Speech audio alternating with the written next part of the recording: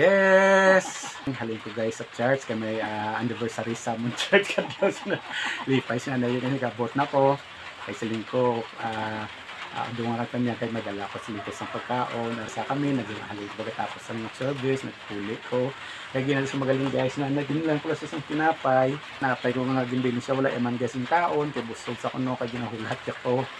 Yan, santa guys, tag-isa kami na guys, panyaga naman na doon ka nakadaw na lipay ka? Ay, ari guys, sunod guys, Wow! wow, parehas naman guys, guys, parehas naman. Thank you Lord.